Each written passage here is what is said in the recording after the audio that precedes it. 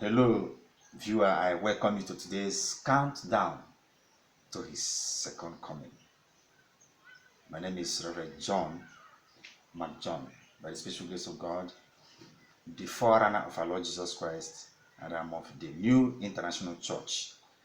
As we are still counting down, the Lord said I should tell you today that you better reason now before you give reason later. Reason now before you give reason later. Our text is taken from the book of Luke chapter 13 from verses 22 to 30. Luke 13 from verse 22 to verse 30. There, the Bible recorded that it was Jesus himself that told the story about how on the last day people will say, in fact, on the judgment day, people will tell him that they did this, they did that. In his name, they performed the miracles. They raised the dead. They made the dumb to speak. All this they did in their name. But he himself said that he will tell them that they should depart from him because they are workers of iniquity. Doing the work is not the issue. The issue is your character. Can you imagine the Lord Jesus Christ himself saying that no matter what you can do in his name, if your life has not been changed, if your life has not been regenerated, on the last day you are going to be rejected. And that is the message for today. That you better reason now before you give reason. Because the Bible says in Hebrews 9:27 that it is appointed for man to die once, after judgment follows. It is now that you are alive that you have the opportunity, every opportunity to give your life to Jesus and live the life of Jesus. When you die, there's nothing like another opportunity. There is one church that preaches about purgatory. Don't believe that lie from the pit of hell. There is nothing like purgatory. I didn't see it in the Bible. They said there when you die, if you die the sinner, you will stay there for some time, for some punishment before you be taken to heaven. That is human ideology. It is not divine. It is not of God. It is now that you are alive that you have every opportunity to change the way you live your life. Now, if your problem is that you claim you are still a young boy, you want to live your life before you repent, what if Jesus comes now? Because his coming is very imminent and he will not take permission from anybody for him to come. Now, if that is your problem, that you are still a youth, you want to babble before you give your life to Jesus, you should remember Joseph, as recorded in the book of Genesis chapter 39 from verse 1 to 18, tells us about Joseph. Joseph was a very young man. Now, before I continue, I want to ask you a question, which I believe so many of you don't know the answer. Do you know the most beautiful personality in the Bible? Somebody may say it is Rachel or it is Sarah. I want to believe that most of you will say that the most beautiful personality in the Bible is a woman, but it is not true. In Bible history, it makes us to know that the most beautiful woman in all the Bible character is Joseph, a man. And personally, I've seen some men that are very handsome. I mean, very, very handsome. Now, as I'm going to read, that is verse 6 of Genesis 39. I will read it in 3 versions so that you can know the level of Joseph's beauty. Bible history says that it is because of Joseph's beauty that Potiphar's wife that I'm going to release her name to you, because the name of Potiphar's wife is not recorded in the Bible, but it is in the Bible history. The name of Potiphar's wife is Zuleika. Zuleekha. Zuleekha.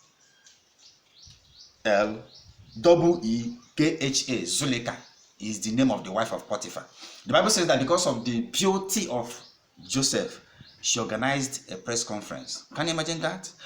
The Bible says that it was because of Joseph's beauty that attracted the woman to Joseph. I read Genesis 39:6b in Amplified Version. It says, Joseph was an attractive person and fine looking. Joseph was an attractive person and fine looking. This is to show you that the Bible recognizes beauty. The Bible said that Rachel was a beautiful woman. The Bible says that Sarah was a beautiful woman. She was so beautiful that men were still after her. Men were still wooing Sarah, even in her old age. In today's English version, it says, Joseph was well built and good looking. There's something today's English version added to it.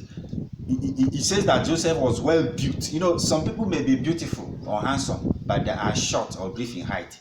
Some may be overgrown. They are giants. Some may be beautiful or handsome, but they are chubby, or rather chubby. But the Bible says that not only that Joseph was very handsome, he was well built. He had a very good physique. And finally, in New Living Translation, the Bible says that Joseph was a very handsome and well-built young man. Very was added here. That is an adjective to tell you how handsome he was. Yet, he was a child of God. You know the story now, how the woman wanted him to sleep with her.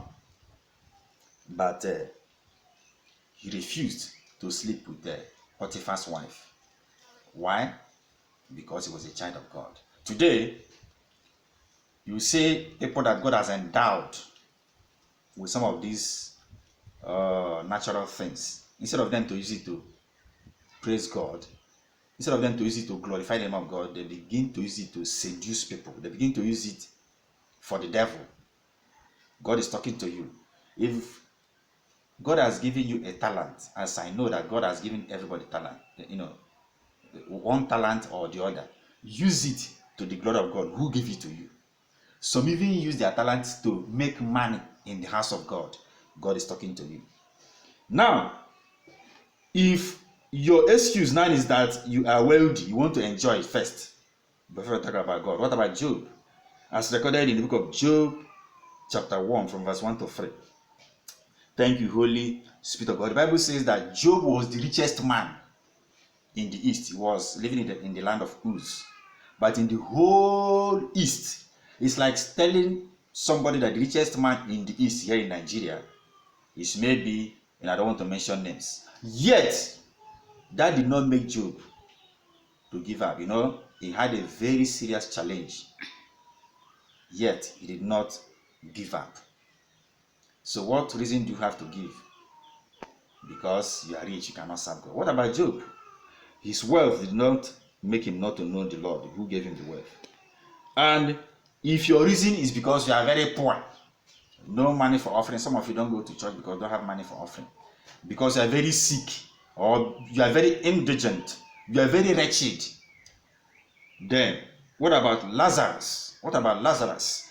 As it is recorded in the book of Luke chapter 16 from verse 19 to 20, Jesus himself, told us the story. But before I continue, there's something the Holy Spirit should tell about Joseph, as recorded in verse 30 of the same Genesis 39. I read in New Living Translation. It says, she kept putting pressure on Joseph day after day, but he refused to sleep with her, and he kept out of her way as much as possible. The Holy Spirit should tell you that sex, our brother Paul said that we should flee fornication. You see, there is this strong power in sex. I call it excess power in sex. Avoid women as much as you can to make sure that you don't defile yourself like Joseph. Come to think of what would have happened to Joseph if he had uh, slept with that woman. Certainly, he wouldn't have become what he later became. So, sin does not only take you to hell, it also takes away your blessings from you. It limits your extent. It limits, your the extent would have gone.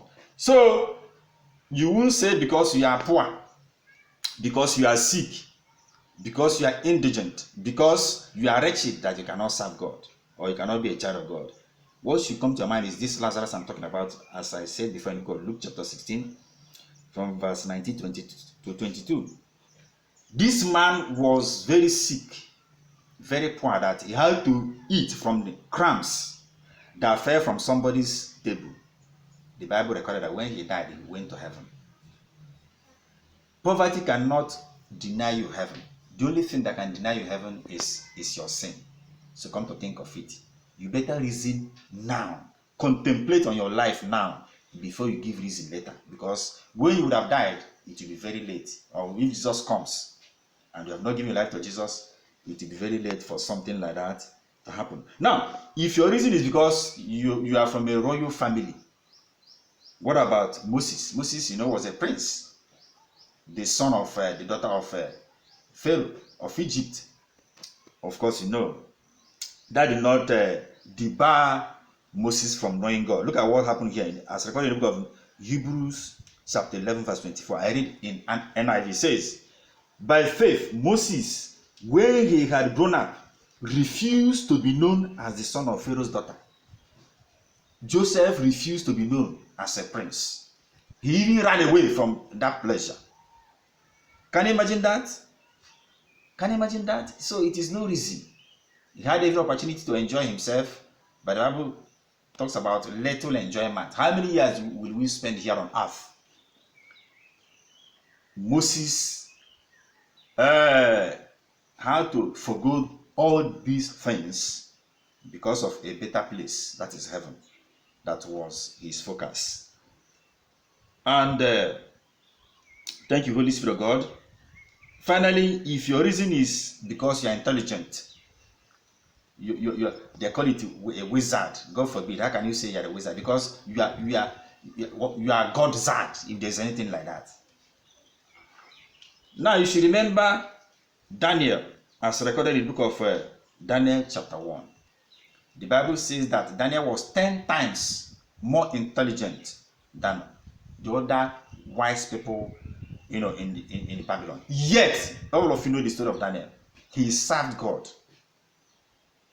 I mean, the Bible even recorded that Daniel had no blame, that he was blameless. He was blameless. I'm going to stop here. You better reason now, because the reasons you will give later can never be permitted. As I'm about to pray now, you want to give your life to Jesus, it is still time. You still have every opportunity to do that.